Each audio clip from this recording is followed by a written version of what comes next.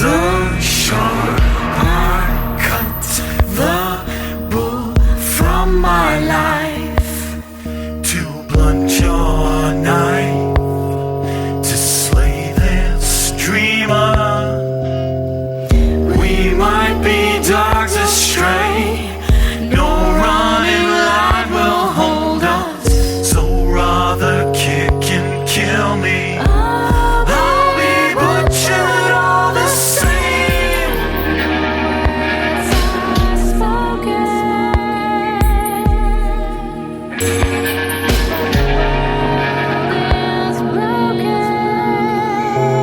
Cause I want something all wrong done. A life instead of mere living, folding, crumbling, withering, oh hell. What difference when working the way? The crown of my work is what I shall gain at the end of my days.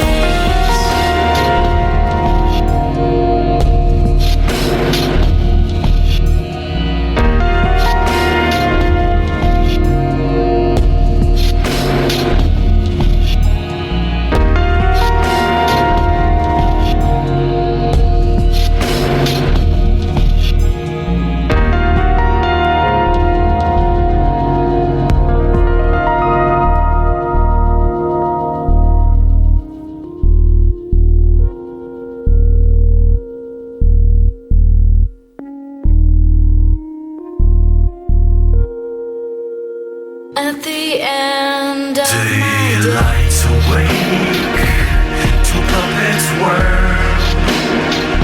No strings attached to this body of mine.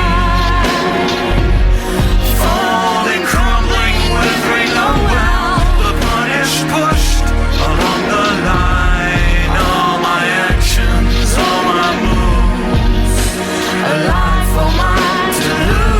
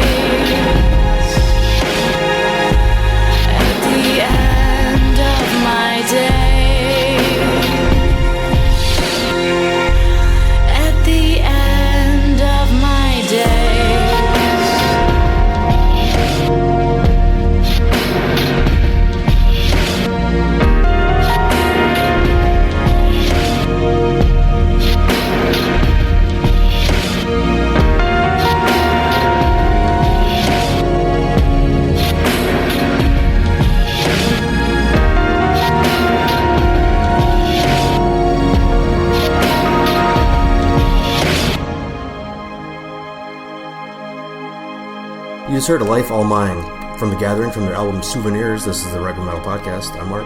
And I'm Jason. And as promised, we are back for part 2 of The Gathering, once again joined by the esteemed Chris Dick. Thank you. Hello, everyone. And we had a wonderful evening last night, the second day of the Decibel Beer and Metal Festival. We got to see Repulsion play some Scorpions covers and some Judas Priest covers. Half cover. Yeah, I know. But it was a nice April Fool's joke that they played on everybody. And we got to see Carcass and Incantation and Mayhem do some weird experimental new stuff that probably alienated and pissed off some of their fans, which is probably what they were doing to troll people anyways. Right. But it was good. It was a nice successful festival, and it's been nice to be able to visit with our good pal Chris and crash his home and do all these fun things, and also talk about The Gathering a little bit.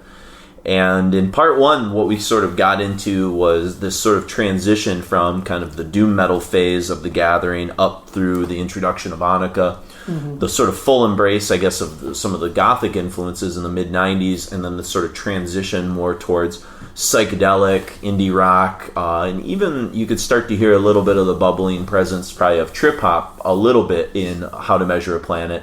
Sure. But I think with these two records that we're going to be focused on in the early part, If Then Else, and the record we open things up with, Souvenirs, really the full embrace of indie rock, and in a song that we just heard there, All Life, All Mine, total like immersement in sort of trip hop and what Radiohead and some of the hip hop DJs at the time were referring to as glitch, which was where you sort of scratched some of you wanted the sound to almost sound like a scratch CD or something like that. The beat's almost the scratch itself. Yeah, and that was something that they did a lot of on Kid A and Amnesiac, which those two records I believe came out in 01. I think. Yeah, OK Computer was 97, so I think, it was about 4 years after was Amnesiac, either 2000, 2001. And again, I kind of think that the Radiohead, Portishead sort of effect has definitely floated over not just The Gathering, but a lot of bands. And even though we're not going to talk about Souvenirs yet, I guess we should maybe just kind of comment on that song. Just what a strange sort of anomaly it was at the time to have a duet. You hadn't heard male vocals on a Gathering record since '93, right? Yeah, since Neil's, right? Yeah. So I mean, about 10 years separated, and to do a duet, and not just any duet, but a duet with a fairly prominent metal vocalist at that point who had worked with Arcturus and Ulver, and had done guest spots on. I think he had done some guest spots on Emperor. He did that song on the last Emperor record. Well, he was in Borknagar too. Yeah, he was on Borknagar. And so, Garm's just a very interesting, character at this point in history. And he had taken his music, certainly Ulver and Arcturus and those type of things, and really moved them in a pretty profound musical journey as well. Sure. I mean, what's your opinion of a song like this, and kind of how different and unique it was at the time? Well, I think it sort of underscores metal, the transition away from metal by people that were, intrinsically involved in metal. And I think people always wonder why it happened, and I think you just have to kind of look at, the age of the people when they first started. A lot of these people were teenagers. Mm-hmm. When they first started, like Ulver and Arcturus and, Borknagar. A lot of those guys were, either teenagers or early 20s. And by 10 years, you're thinking, if you're a teenager, 10 years have gone by, think of how different you are as a person. Yeah. So, musically, it makes sense that they're out there trying to explore different things, like electronic music, particularly. Ulver was very, very much away from its metal leanings. Sure, and they had done Perdition City in 2000, which was damn near a DJ Shadow record in some moments. Yeah, it was like a mix between like a DJ Shadow record and a Final Fantasy soundtrack.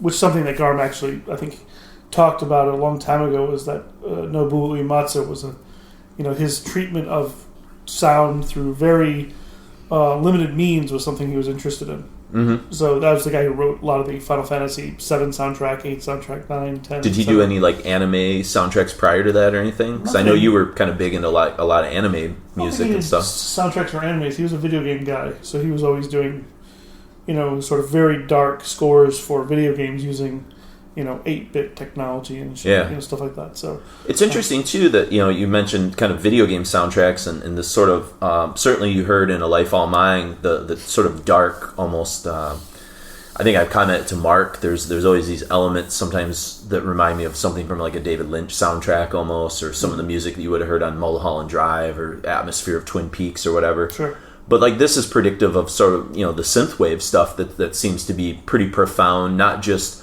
in pop culture, but certainly you see a lot more metalheads becoming more attracted to stuff like was it Perturbator? Perturbator, yeah. Perturbator, Ghost with no H, Carpenter Brute, things like that. But I think there's a big difference between what they were doing here, sure, and what with Garm and The Gathering and bands like that were trying to get more electronic to sound more modern.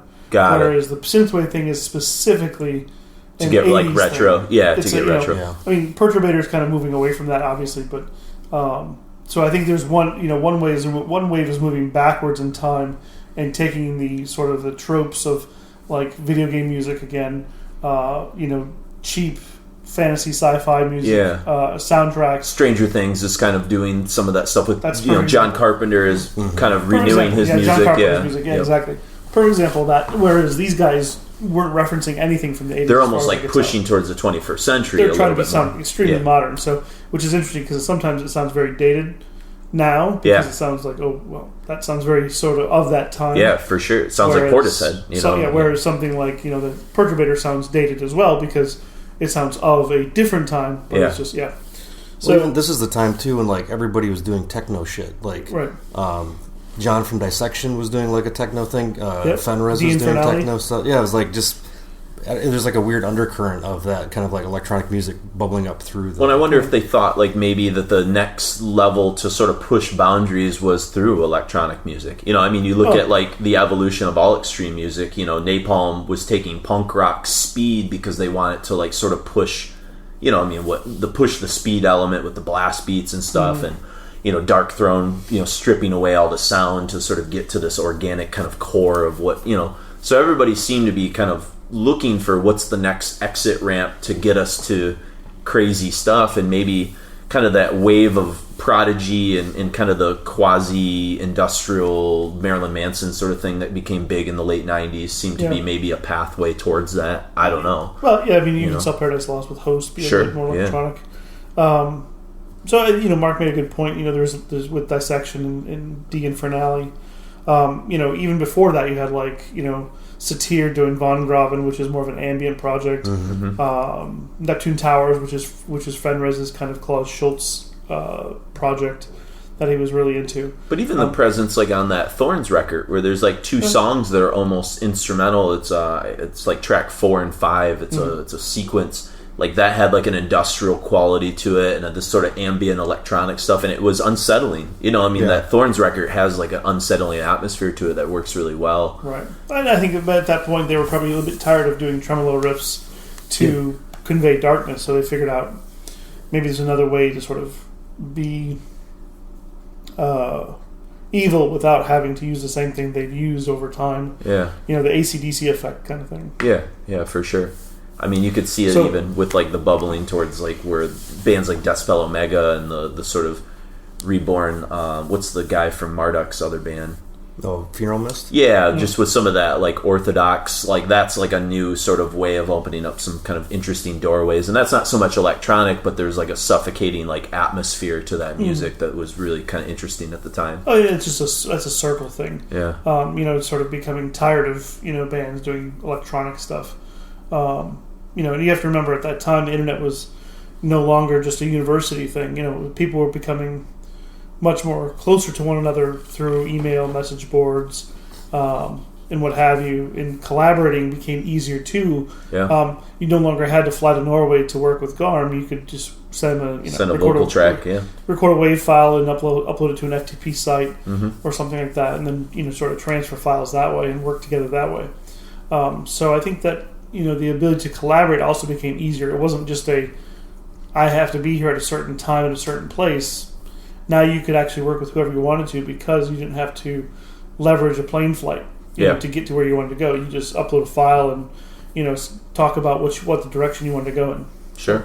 So I think technology was also a big factor in the Gatherings approach, especially in the early 2000s as we get into If Then Else, Souvenirs, Home, how the technology kind of allowed them to be a bit more, I guess, like the Gathering. Yeah. At this point, because obviously the death metal stuff, the doom metal stuff had long since gone. Which I think is interesting because, not to get too, ahead of ourselves, when we last left How to Measure a Planet in 1998, that was by far the mellowest thing that they had done sort of as a piece of music. Right. And what's interesting about If Then Else, which is the first record we're going to kind of look at in their last record for Century Media, last full length, I think they did maybe the Superheat Live, might have been a contract obligation. And what's interesting in the year 2000 is that record actually goes a little bit back to some of the riffing of Nighttime Birds and combines it with some of the experimentation of How to Measure a Planet. So it's altogether, I guess, it's a heavier record. Half of it is, you have songs like Roller Coaster and Analog Park, which we're going to sort of play. Those have kind of a heaviness to them. Saturnine has like a kind of a big undercurrent riff, and then you had songs like Amity, which is like very like ballady and almost like sort of empty and ethereal and very personal, and you really start to see those songs kind of appear, not just on this, but when you get to Souvenirs. Annika does a lot of stuff like Broken Glass or You Learn About It, which are almost they're not like 80s hair metal ballads, but they're very much like a Tori Amos ballad or something like that, or a Bjork ballad, where it's beautiful and atmospheric, but very, very far removed from any sort of trappings of metal and stuff like that. Even songs like what else was I thinking of? It's the second song on here. Shot to Pieces. That's got like some momentum to it. That was things one like of that. the singles, if I'm not mistaken. Yeah, that, and I think Roller Coaster might have been the two big singles. There's the Colorado incident, which is not a reference to Columbine. That's commonly misunderstood to be sort of a weird reference to it, but it's something that happened to him on tour in Colorado, and they decided to write about it. But If Then Else is a record that it was a big record for us. I mean, that was one of the ones I think you kind of even got back into because you were starting to hang out with us a lot more at this point. Because I think you had kind of missed How to Measure a Planet, because I think that's when you were sort of on your metal sabbatical a little bit. So, I mean, what I know you're not as big into The Gathering as Chris and I are, but like, what are your kind of memories of bands like The Gathering doing this sort of like indie rock kind of metal for Century Media? It seemed to fall more in line with like stuff we were listening to at the time. Like the Radioheads, and it just seemed more, I guess, confident in what it was doing. More, it knew what it wasn't trying to like have airs of trying to be something else. It was that. Yeah, for sure. They kind of like found themselves a little bit more, I think. And what do you remember, Chris, about like this sort of era? Like a record like this coming out, because we were deeply entrenched in the Eclipse at this point. Yeah, I mean, you talk about If Then Else? Yeah. I mean, you were out at Relapse at this point, right? Yeah, I was working at Relapse at the time when this came out, and this was a heavy play. Not in the office because everyone hated it. Really? Yeah. So the metal community as a whole sort of were they kind of done with The Gathering, maybe? Or? Well, I think that Relapse crowd is a bit different from most metal crowds. They're pretty defined in what they want to hear on a daily basis. Yeah. And The Gathering usually isn't one of them. There's any of the death metal I wanted to listen to when I worked there. But. Yeah, right, exactly. They do. Yeah, Gathering is very much like I felt like it had like a European flavor to it. Somewhat. I mean, and I'm more attracted to the European stuff in general. But I think it kind of fell in line with some of the things that were happening at the time musically. Again, you cited Radiohead, you cited. DJ Shadow was still kicking around. Bjork was kind of at her peak. Bjork, I'm trying to remember some of the other. Vespertine era, or was that is Vespertine, and she was doing the soundtrack to the Lars von Trier movie where she had duets with like PJ Harvey and Tom York on it. Oh, that's right. What the Dancer in the Dark? Is that the name of that movie? Yeah. So there are a lot of things happening at the time where it made sense to be what that was. Yeah. That sounds very vague, but thinking it's back esoteric, to, it's not, I don't say it's esoteric. I think it's sort of a sign of the times, or a symbol of the time, where bands were trying to merge technology and sounds with technology with sparse heaviness, because they don't want to be labeled heavy metal, because back then the heavy metal, as a traditional term, was pretty ugly. Yeah, or pigeonholing in a way. Yeah, I mean, you're doom metal. Well, what does that mean? Especially in 2000 to 2003. So I think they were really trying to be as ambiguous as possible from a genre standpoint, while also retaining the rock aspect. Being able to write heavy stuff that sounds maybe like a page taken from like a Neurosis playbook. I was just going to say, being quite so obvious about it. I think we also have to entertain, and you're going to hear it in these songs we're going to hear in this next set, that the post metal sort of movement the metal gaze thing is just starting to kind of bubble to the surface. You have Celestial from Isis coming out around this time, Sun That Never Sets, Times of Grace from Neurosis. Yeah. You know, for us, we were really getting to like Mogwai at this point, like Rock Action and some of those records. Exactly. And The so Japanese band Mono, you know. So maybe it's not even Neurosis. Maybe it's more Mogwai that these guys are keying off of. Sure. Which makes sense. Yeah. Right. The whole instrumental movement was starting to kick off at this time as Right. well. Yeah. And you had Sigur Rós was really popular at this point, and by doing things that were more atmospheric and less, concrete, especially on the vocal side. So there are a lot of things kind of feeding into, I think, what the Gathering wanted to do at that time. Like we talked about Analog Park. Before the heavy part, it's obviously it's almost like a near trip hop song. Yeah. It doesn't have the trip hop beat, but it has this very smooth, almost smoky jazz kind of modern feel, like you're in Blade Runner in a jazz cafe or something. And I always felt like, and you heard it with All Life, All Mine, that there was a big influence by like the James Bond sort of soundtrack type atmosphere, that jazzier sort of like big brass kind of stuff. Like Gold, what was it? Gold? Was it Gold? Gold Frapp. Gold Frapp, yeah. Her first album. Propeller Heads doing like an electronica version of On Her Majesty's Secret Service, which I remember played a lot at a record store. Yeah, I still listen to that. Garbage did, a very James Bond. Yeah, World Is Not Enough. Yeah, exactly, right. Yep. So there was a lot of things happening. I think in those early years, early 2000s. I think Garbage was much before that, but. Well, I think they kind of made like a weird build up to this comeback on that "World Is Not Enough" soundtrack, which was 99. It was building up to this point. Yeah, for sure. This is like almost a culmination of an era. You can kind of feel that, So let's get into it a little bit, and then we'll kind of come out and talk about Souvenirs afterwards in the next set. But we're going to play a pair of tunes from If Then Else, Saturnine, which is, again, a very Annika-centered song. There's sort of a desperation in some of the lyrics that she does here, kind of like we talked about in part one, where she gets kind of intensely personal. Where she says stuff like, "You don't need to preach, you don't have to love me all the time." It's kind of a weird, like, forlorn or heartbroken type song that she makes into not a sappy love song, which is kind of cool. And then Analog Park, which I think, you and I have kind of talked about this, like, there's a lot of people I think that feel this way, that this might be the Gathering song. Didn't you say it was like maybe your favorite Gathering? It's easily one of my favorite ones, yeah. It holds a great weight with me. I remember reviewing this record, and just that song in particular stood out amongst all the rest because of that sort of neurisis riff that sort of breaks out around the 4.5, 5 minute mark. And like you said, it's an atmospheric build, and then sort of almost out of nowhere comes perhaps the heaviest riff in the entire history of the Gathering, at least in the Annika era.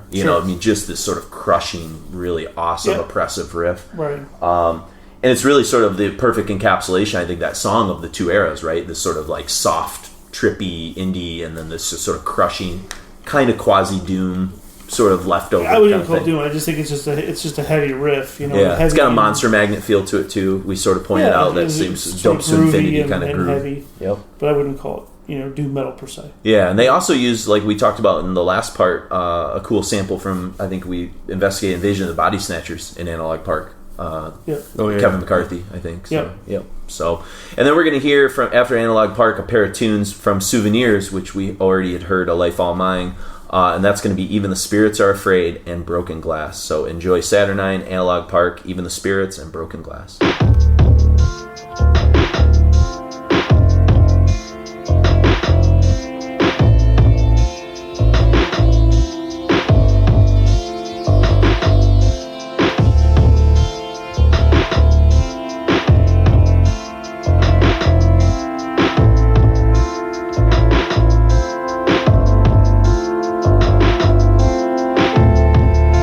The day you went away, you had to screw me over.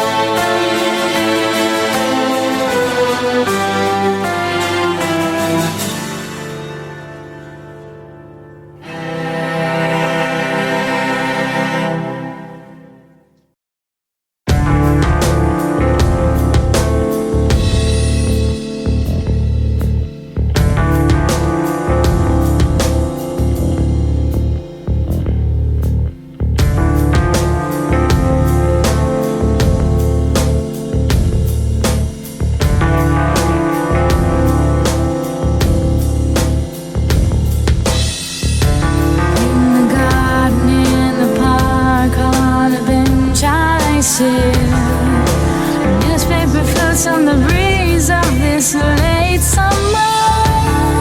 It is coming my way. Oh, I patiently wait.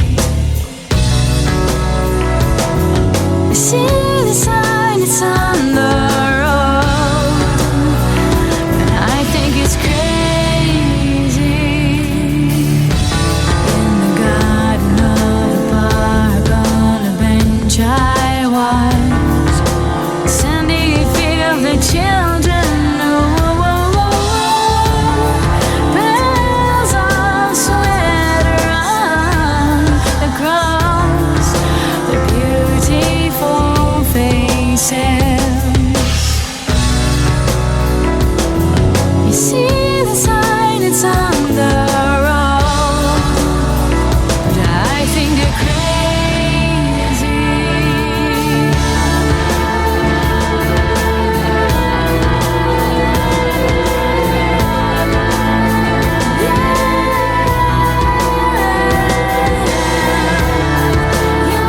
You are the sign of my unbelief.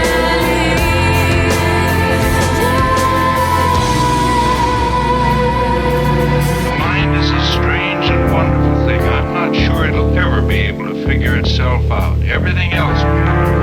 From the atom to the universe, everything except itself.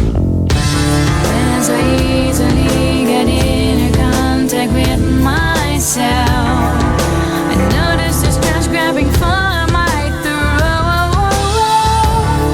It's time to reach out, find something that isn't there.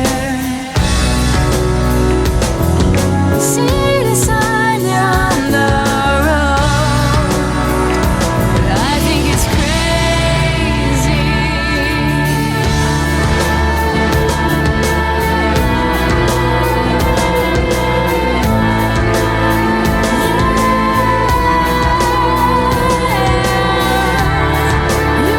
You are the sign of my unbelief.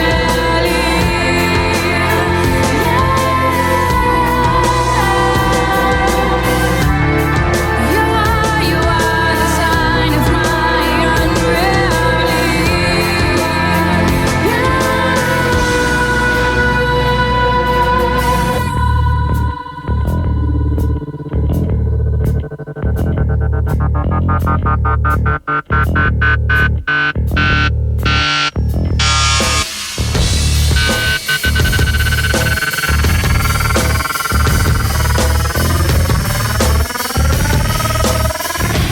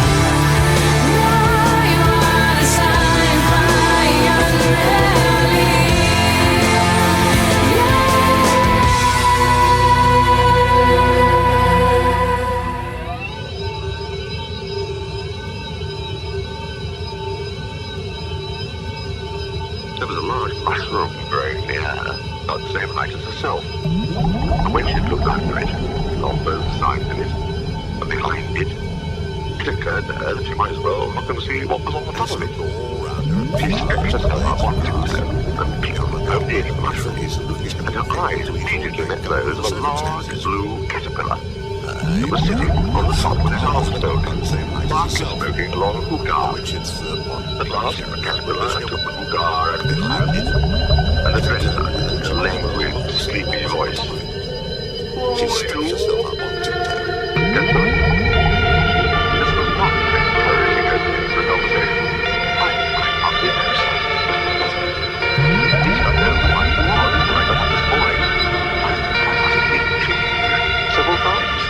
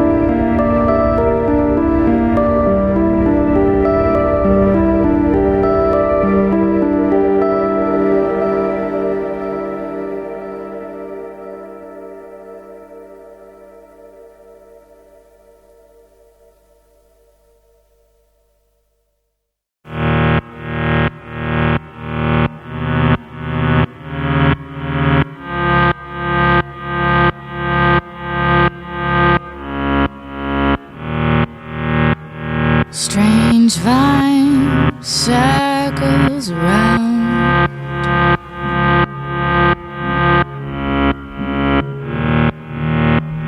Tries to comfort birds in sounds.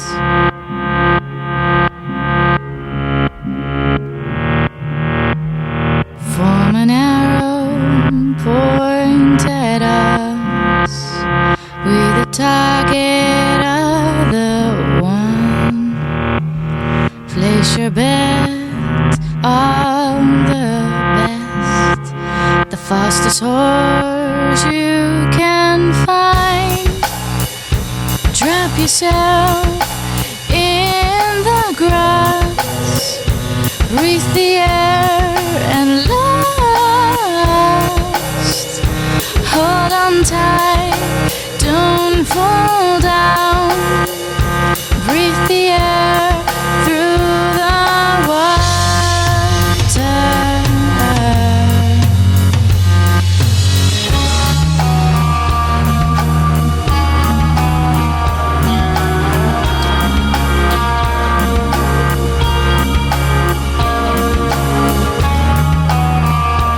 Form an arrow, point at us. Be the target of the center. Find the key and lock the door. Close your eyes for encore. Drop yourself in the grass. Breathe the air at last. Hold on tight, don't you fall down. Breathe the air through the water.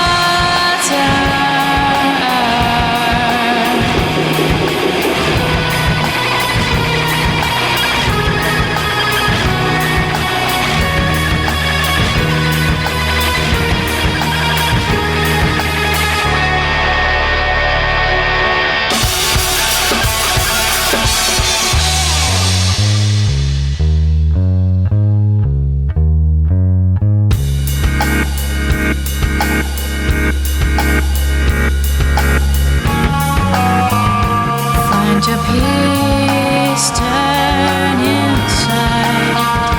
You the target, you the center. Find the key, lock the door. Close your eyes for encore. Drop yourself in the grass. Breathe the air at last. Hold on tight, don't you fall down. Breathe the air through the water.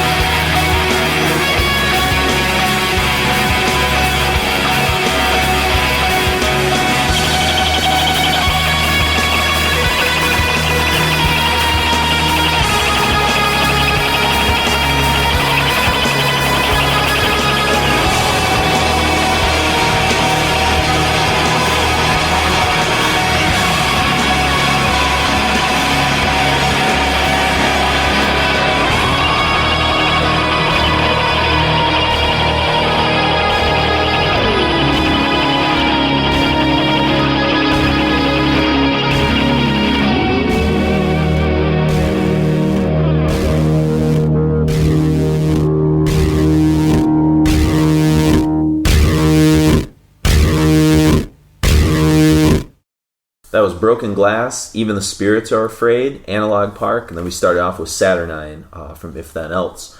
And Chris, at this point, and Mark, at this point, we've moved on to Souvenirs in 03.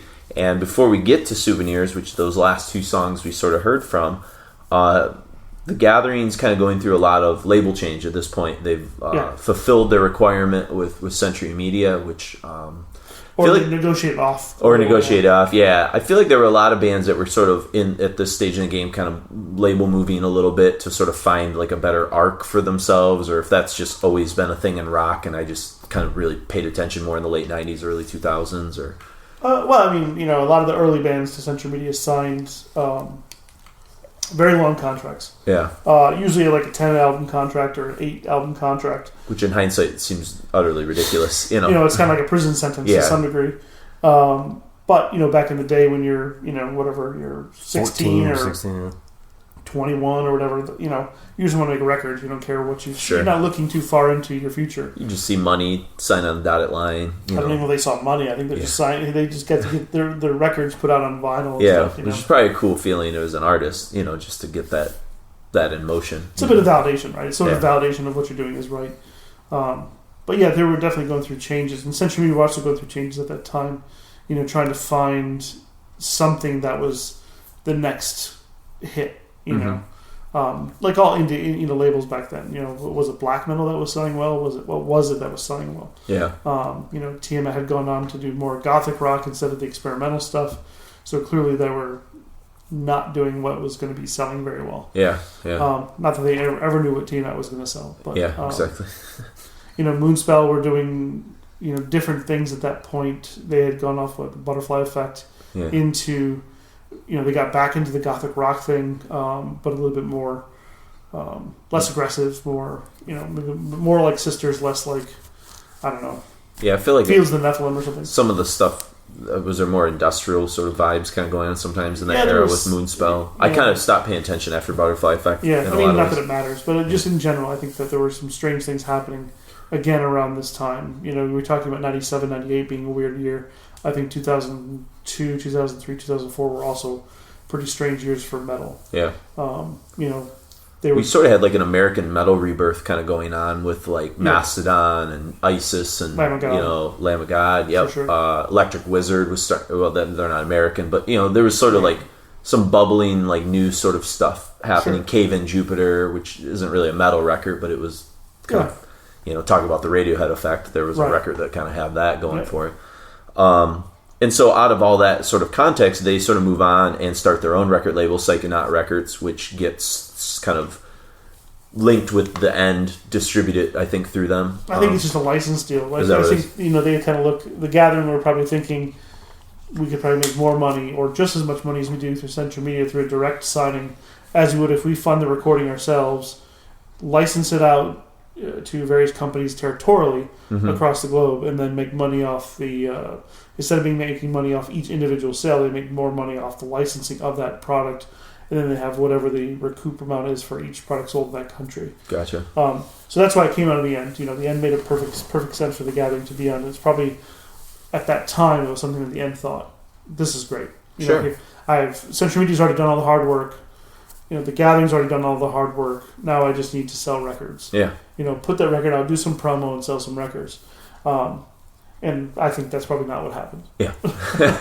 I probably think that they put it out and it just came out and that was it. Yeah. There were probably some copies sold, but I think that the Gathering was still in this being marketed to heavy metal people, like Yep. Metal Maniacs, and by that point Decibel. Not quite Decibel yet. Was this? So this is 03? Yeah, 0203. Yeah, and we're still yeah. pre. Yeah. For sure. Metal Maniacs for sure. Terrorizer. Terrorizer. The typical publications you read back then, and it just wasn't really the fit. Yeah. The fit was off. They should be in Rolling Stone and AP. Exactly. Stuff All like that. press. Yep. They should be, marketed to kids like that who are more into the indie stuff, not necessarily rock. Yeah. And that's kind of been the failing of a lot of this stuff is you don't want to not promote it to the people who've been buying your record, but at the same time you want to promote it to people who should be buying your record. When you feel like the same thing with like Anathema in this era, they probably should have been marketed to like prog rock, classic rock people a little bit more, and some of the indie rock people that were into Buckley and different things. The Gathering, we're trying to figure out from a business standpoint and musical standpoint what they want to do, and I think this is Souvenirs is the last kind of, and this is something you and I discussed prior to the coming back from the music is I think this is their last real heavy electronic. Yeah.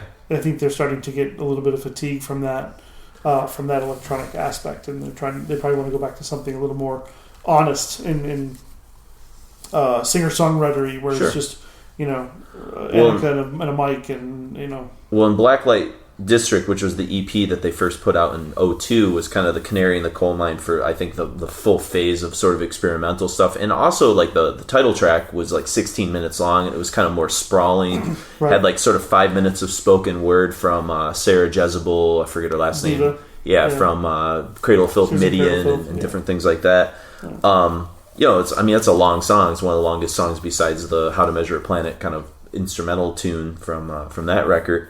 And it was sort of like noisy but atmospheric and doing like a lot of stuff that was I kind of compare them to No Twist. That was another band that like Mark and I were really into. I don't know, the kind of German Radiohead that they had sort of evolved from like kind of a heavy indie rock band into a full electronica band and stuff like that at this point.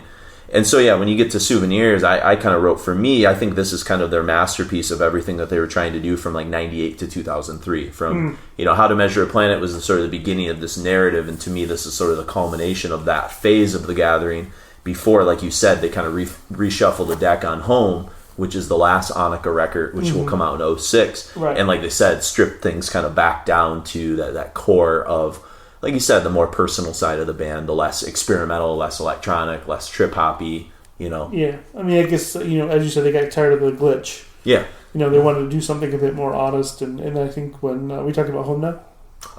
Kind of Souvenirs and Home, kind of in that realm, but go ahead if you want to mention some things with that. When I interviewed Renee back in 2006, I believe, when they talked about Home, they wrote a bunch of words on a piece of paper to kind of get the theme going, and one of those words was pure. And that's kind of how they approached the recording. Was they use pure as a guide or as a guiding light or a guiding factor to that record, and I think you can kind of hear it. Well, and even some of the other song titles I was pointing out, they have a song called Alone, In Between, Fatigue, Forgotten, Solace, Box, Home, like you said. Those are singular, very like pure like titles, like there's a singular essence to what they're kind of trying to achieve here. Yeah, they're focusing on economy. They're focusing on the simplest connection between 2 points. Both in music and lyrics, and with Annika being kind of the X factor. Yeah. Well, and Hans and Renee, in an interview I sort of saw right after Souvenirs, they were talking about how they had almost spent like kind of 2 years on and off in the studio perfecting Souvenirs. I mean, it's almost like a Phil Spector record or something. It's just layers upon layers upon layers. And I think they were a little bit exhausted and didn't want to do something kind of in the same sort of way. Yeah. And so there's a subtlety to Home. It's a record I kind of talked to you about that I had to listen to a couple times before I kind of started to get into it. And even back in 2006, I didn't get into this record as much because there's not like a big song that sort of jumps out and grabs you the way that, Broken Glass or A Life All Mine or the song we're going to sort of play in the next set, the last piece off of Souvenirs, a song called Monsters, grabs you a little bit more. It's got more anthemic kind of choruses and things like that. And that's why I think Souvenirs works as the sort of culmination of that. And Home is like a palate cleanse almost, Yeah. And I don't think they knew it was going to be Annika's last record. She had just had a child after Souvenirs, her first child. Correct. And I don't think, even in the interview you looked at, it didn't feel that she was leaving or anything like that. I don't think there was any indication that she was wanting to leave at that point. If there was, they kept it pretty quiet and close to the vest. Yeah, because they still did live recordings. They did an acoustic live double CD in 2007, the year after Home, which we don't have time to play anything off of. That's really interesting if you like the band, called Sleepy Buildings. That was recorded in March of 2007. She's still with the band at that point, Now, you said you kind of got, and we can maybe get into this a little bit more, but, what's the indication that you've heard that Annika decided to leave? If I remember correctly, she was with the Gathering by that point for almost like a decade and a half. Yeah, it was about 12 to and 13 a half, years or something. It's a little bit shorter than a decade and a half. But I think she wanted to do something else. Yeah. She called the band like her brothers, but I think creatively she wanted to stretch her wings a little bit, which I think you hear later on in the Agua de Anique. Yeah. Which isn't that much different from the Gathering. The Gathering, but I guess she has all the control. Yeah. So it becomes a point where you just want to be the vocalist. You want to have more skin in the game, so to speak. And even the stuff that she posts on YouTube and that she's done with Danny Kavanaugh from Anathema, she's done like a lot of duets and things. It's her playing guitar and singing. So like there's a singer-songwriter kind of quality to it, whereas I have a feeling Renee was responsible for most of the guitar, layering and orientation for the gathering, and she really probably didn't really have a place to sort of, get into that a bit. Yeah, that's true. But I also think that, she was looking for something new, And also, she had just had her son Finn a year before that, so I think that changes you. I'm sure. Yeah, I mean, you don't want to be out on tour all the time. You want to but still have some creative outlet. The Gathering probably has touring commitments because of previous booking history or whatever, so they can't just not tour. Yeah. So they have to kind of go out there because that's probably their bread and butter as well. They're Sure. going to make their money off that, make their mortgage payments or whatever off that. So they can't just decline because Annika doesn't want to go. So I think there's sort of a couple different factors there. And one is for sure her wanting to be alone creatively, or at least work creatively with her own ideas. And the other one is probably wanting to spend more time at home and less time out on the road for half a year or whatever. Sure. Yeah, absolutely.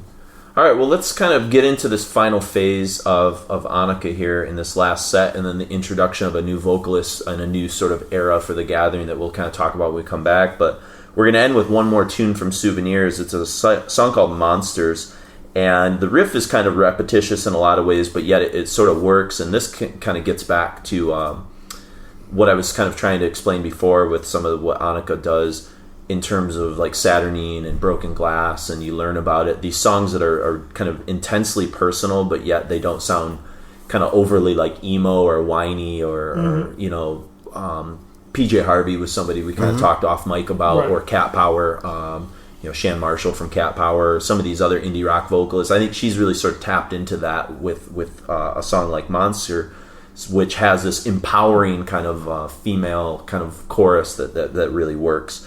And then we'll go into A Noise Severe from Home, and that's actually going to be the title of a live record that they're going to do down the road. And this is kind of based on a sort of a swirling Neurosis, Isis kind of riff. Again, nothing that's like punchy or in your face in the way that you heard on like Broken Glass, which had more of like a shoegaze, Swerve Driver, mono, mogwai kind of crushing kind of riff. It's hum would be a good indication of that. And so then we'll come out with a song from the West Pole, which will feature the new vocalist. That's a song called Treasure. And then we can kind of talk about this final phase of the Gathering. So enjoy Monsters, Noise Severe, and Treasure.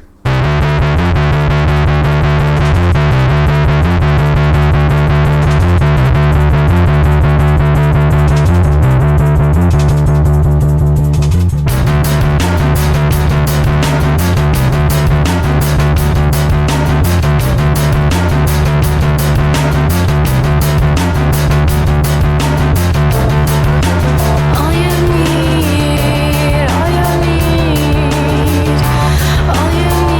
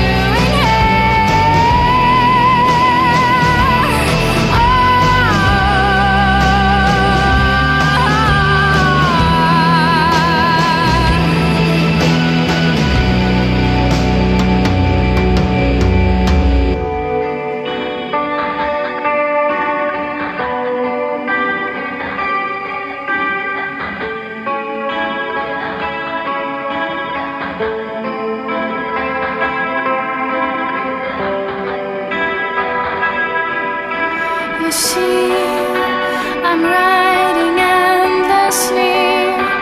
What will become of me? This higher power knows. You see, I'm waiting patiently, and what this means to me, nobody ever knows.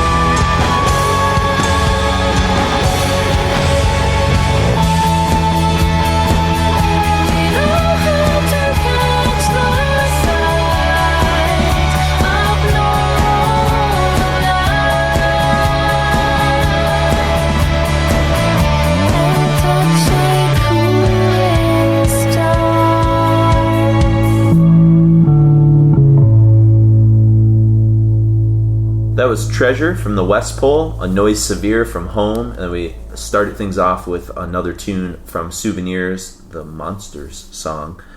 So, Chris, we are at the end of our journey with The Gathering, and really this we haven't really heard a lot from The Gathering in the last 5 years or so, Right. outside of their 25th anniversary stuff, which we can kind of get into a little bit too. But Yeah, it was 2014. was that 2014? All right, Yeah. so just a year after their last studio recording came out, the Right. Afterwards record. Yep. But now we are on to a new vocalist, and we kind of talked in the last set a little bit about how Annika, some of the reasons probably why she decided to kind of move on. So tell us a little bit about this new vocalist and kind of what you think maybe changed for the band, if you notice anything about West Pole. I mean, I have some Sure. thoughts too, and kind of get there. Well, I mean, obviously they're probably trying to think like, how do we recover, right? Yeah. So if I remember correctly, the whole audition / submission process with Celia, was she read a post on Blabbermouth about the vocalist position in The Gathering that was available. So The Gathering were accepting submissions for Annika, right? To be the replacement for Annika. It was like the bass player for Metallica Yeah. search or something Minus like the that. $1 million. Yeah, probably minus the money and minus the ego. Yeah, exactly. Right. So I think she was doing Octavia Sperati at the time in Norway. And they did like 3 records for Candlelight. And if I remember correctly, when I interviewed her back at that point, she was really just saying, "Yeah, I just saw the ad and I thought it would be a cool opportunity," because she had known The Gathering, obviously. Yeah. And she wondered how her voice would fit in with The Gathering's music, even the older stuff. So she applied, auditioned, and here we are today with her on not just one album, But 3. but 3. Yeah. So Treasure that's was West Pole, which West is Pole, the yeah. first record with her. And it was very well received. I mean, I think that people obviously, you had the We Miss Annika people like you. Mm-hmm. I liked this record though. No, I know. I am. But I mean, just to be honest about it, there Yeah. were a lot of people who were kind of dismissive because Annika wasn't on it, the West Pole. But I think once people heard, Celia, they were pretty convinced that she was kind of the Norwegian version of Annika to some degree, with her own sort of quirks and I think stuff on the vocal side, different tone. And Yeah, I think the thing that jumps out the most to me about her, and maybe you have some thoughts on this, is I always heard, especially in songs like All You Are and The West Pole, which are other good songs from this record, like a Tori Amos kind of feel. Yeah, A little bit more to some of the tones that she had when Tori was more aggressive on, like, not Little Earthquake so much, but like Under the Pink and some of that stuff where she had more metallic. Well, I mean, that's a right. not metallic the way you're thinking of, but it was a little more aggressive than more piano ballads, Right. Yep. So So I think that's how she ended up joining the band, was through an audition that she had read about on Blabbermouth. Of course, someone's free to correct me if I'm wrong, but I think that's kind of the story behind her joining the band, was just answering an audition, scouting email or a scouting post on Blabbermouth to find someone to fill that gap. I think musically too, the West Pole is like it's a little more. It's a little heavier. It seems a little bit more kind of directly focused, maybe more on their past. Sure. Yeah. It's not so esoteric and atmospheric as what you heard with Home and No, not at all. Yeah. some of that stuff. So I think they want to kind of come out the gate with a more direct punch, and maybe, I don't know, the band she came from as well was that band a little bit more traditionally doomy Mandelian Nighttime Birds oriented, because you said they reminded you of like a Norwegian Gathering at times. Well, I wouldn't really say it was something exactly like Nighttime Birds or any of those albums. But does her voice fit more that style, is what I'm getting at, like more of that gothic metal than, say, like indie rock metal. No, I think it's actually the opposite. I think that her voice, to me, seems more suited towards indie rock than Annika's, which is kind of because that's kind of what they were doing up to the West Pole, was kind of exploring this indie rock route. But I think Annika's this, Stevie Nicks kind of person, whereas Celia kind of reminds me more of like a Tori Amos, I guess. And those are two different types. Sure, yeah. Of Stevie Nicks is more vocalists. aggressive, and not aggressive, but she has more of a soaring voice in certain ways. I mean, there's like maybe like a smoky soulness to Annika, whereas Celia's more of a maybe a Pure, more traditional kind of. yeah. It's beautiful hard to describe female how they're voice, or- different, but I think that's kind of I see them as two different types of vocalists. One more assured in terms of her presence because of age, experience, and influences. Like I think she was a big fan of like Aretha Franklin. Annika was. Yeah, for sure. I remember reading that in interviews. So she's more, there's a soulfulness to that, whereas, Celia's probably still soulful, but not quite as. She seems more European, if that makes sense. Yeah, it could be. More opera based, less, yeah. Yeah, whereas like the soulful thing is more like a blues based thing, which is more American, I think, Sure. in a lot of ways. But I mean, she fit the Gathering for what they were doing at the Yeah. time, which was, they were moving in more in that indie rock, organic Mm-hmm. quality where, they had filled themselves with the electronic music, I Sure. think, for that time, and are now slowly in that. Let's be more like Mogwai and less like, I don't know. I'm trying to think of a industrial band that. Anyway, more organic and less Yeah. less abrasive. Which is cool. I mean, it's been fun to like do this show because it kind of made me pull some of this stuff out and kind of give it more of a second Sure. listen, because I think I haven't really listened to the West Pole since 09, when it came out, and I think I spoke pretty highly about this record, but I never pursued Disclosure or afterwards, just because they didn't really get marketed. Yeah. Decibel doesn't certainly talk about this stuff, and any of the sort of, unless I'm kind of directly asking you, hey, is the Gathering up to something? Right. I'm not going to really find out a whole lot about them unless I kind of go into my own pursuits. Sure. Yeah. I mean, I think that at this point, the media aspect of the Gathering had kind of became less important. I think when we were reading one of those interviews I did with Renee, they were talking about the Gathering being less a business and more just a rock band, like a hobby. Well, and even like the stuff you were talking about with Disclosure, the band was saying that they're kind of over their pop phase. They're no longer writing. They're not consciously trying to like release singles or videos, or they're just sort of like writing albums and just seeing where the chips kind of fall. Sure. And I think they probably have their core fan base that's just going to kind of follow them in the same way that like Anathema or some of these other bands just kind of have their little market, Sure. and that's kind of where they're at, you know? Yep, I would agree with that too. They kind of knew what their market was, what their influences were, and who was going to come to their concerts. Yeah. Because I think if you go to the next album, Disclosure, Celia talked about the record being not radio focused. Mm-hmm. Because they weren't going to ship the record to radio. They weren't going to cut a 7-minute song to a 3-minute song just to appear on the radio. Yeah. They were really going to just kind of stick to their own ideas on what the music was without having to get too technical, from an administrative side, from a business side with the record. Yeah, and I feel like they made their attempt at that in the late 90s, early 2000s, and they kind of didn't.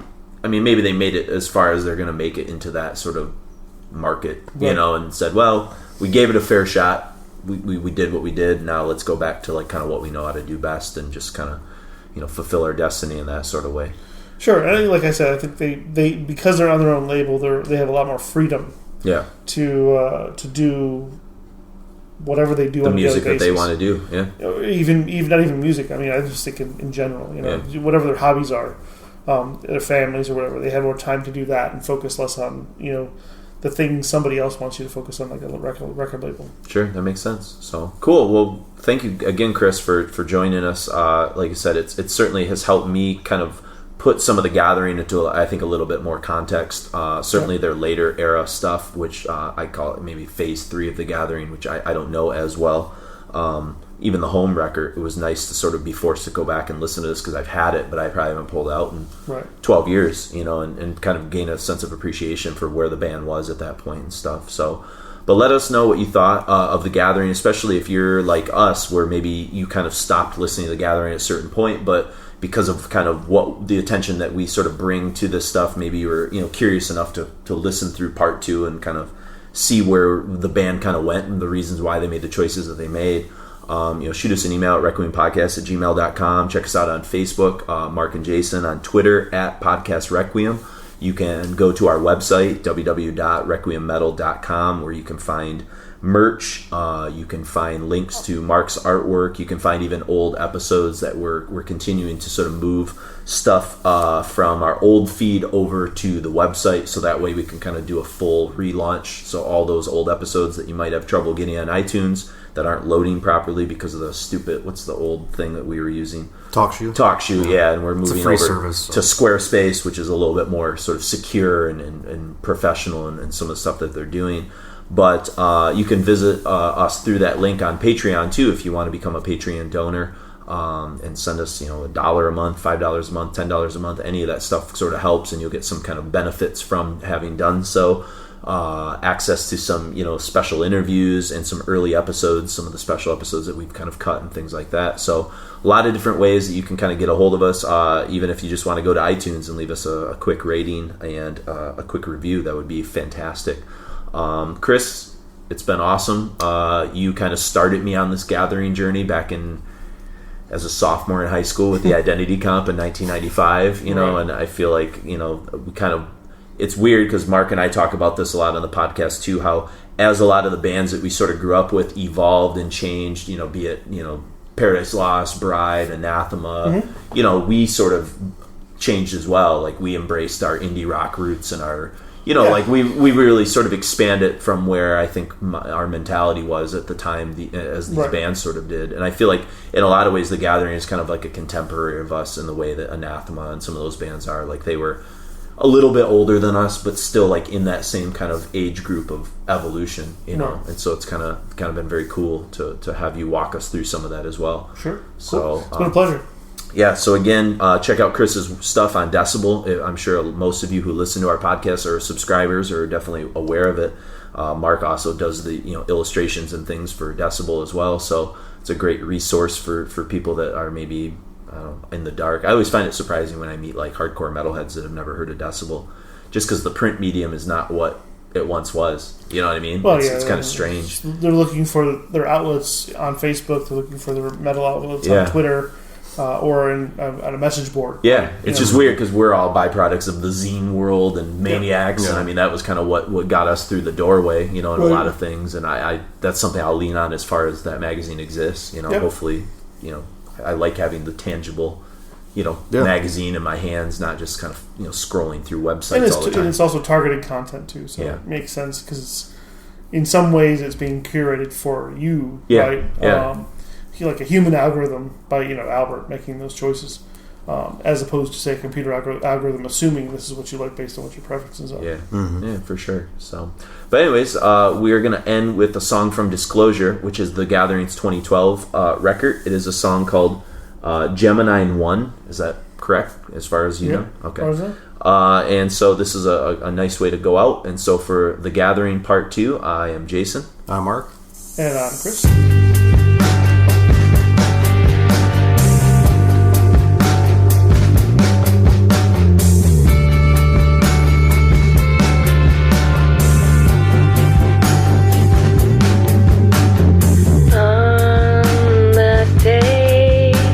You woke me up from our dream to your nightmare. I did.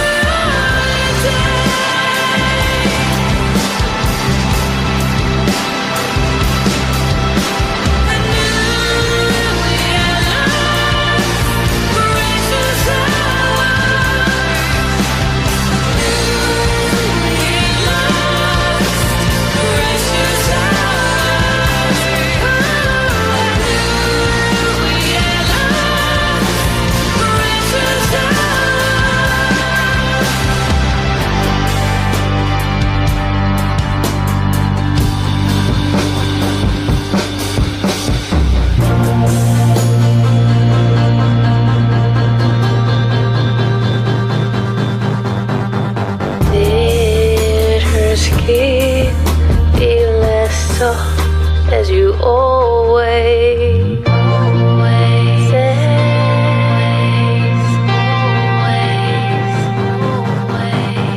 Did her eyes look as deep into your soul?